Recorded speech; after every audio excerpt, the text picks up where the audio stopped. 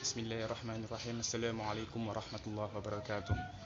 Alhamdulillahirabbil alamin wassalatu wassalamu ala asrafil anbiya'i wal mursalin sayyidina Muhammadin wa ala alihi wa ashabihi ajmain. Puji syukur sama-sama kita panjatkan kepada Allah Subhanahu wa taala dengan melafazkan hamdalillah, alhamdulillahirabbil alamin.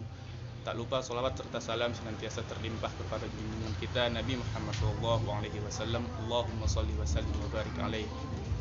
Baiklah, di sini kami akan mempresentasikan hasil makalah kami yang berjudul Pergadaian Syariah.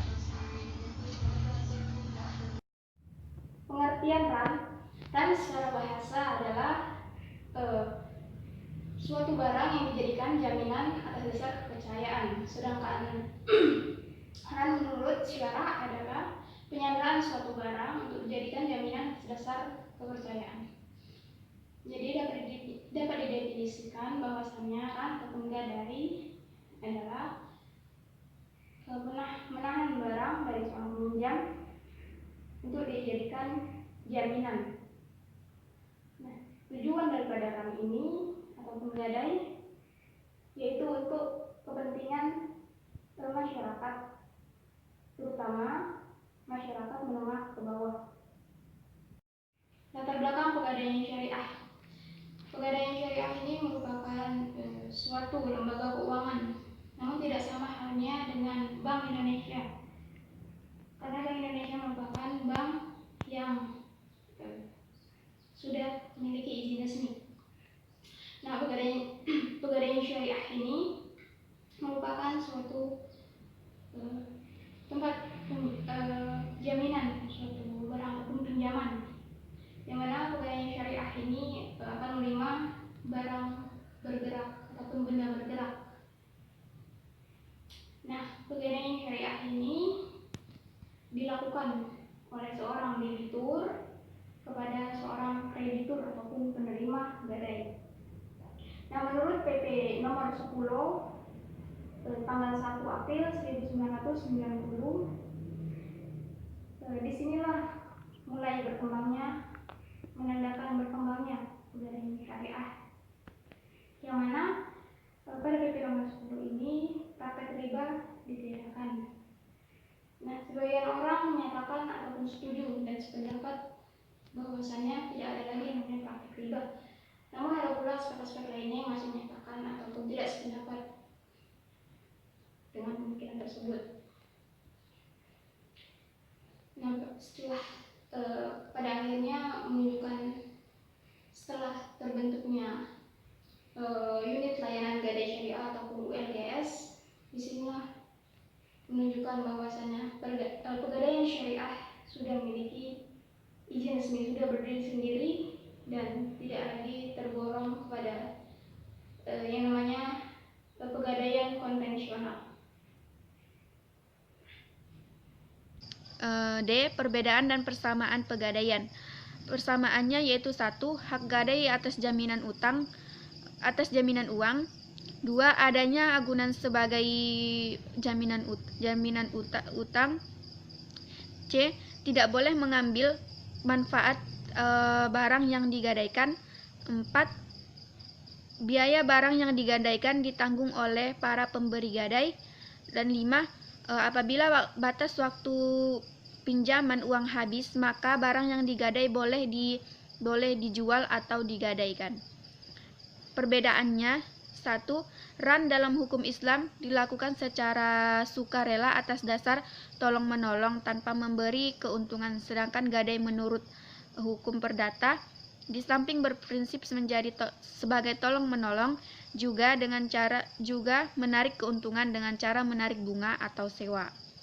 2. Dalam hukum perdata, hak gadai hanya berlaku pada benda yang bergerak, sedangkan dalam hukum Islam ran berlaku baik benda bergerak maupun benda tidak bergerak. 3. Dalam ran tidak dikenal. Yang G yaitu tugas, tujuan, dan fungsi. Adapun tugasnya sebagai unit bisnis yang mandiri untuk memenuhi kebutuhan masyarakat yang mengharapkan adanya pelayanan pinjam-meminjam yang bebas dari riba. Yang kedua, tujuan. Yang A. Turut melaksanakan dan menunjang di bidang ekonomi dan pembangunan nasional. Yang B. Pencegahan praktik ijon, penggadaian gelap, dan peminjaman. Yang C. Membantu orang-orang yang membutuhkan. Adapun fungsinya ialah sebagai pengelola penyaluran dana pinjaman berdasarkan hukum yang mudah, cepat, dan aman, dan untuk mengelola semua bentuk keuangan, dan untuk mengelola sebuah organisasi. Konsep dan teori pergadaian syariah.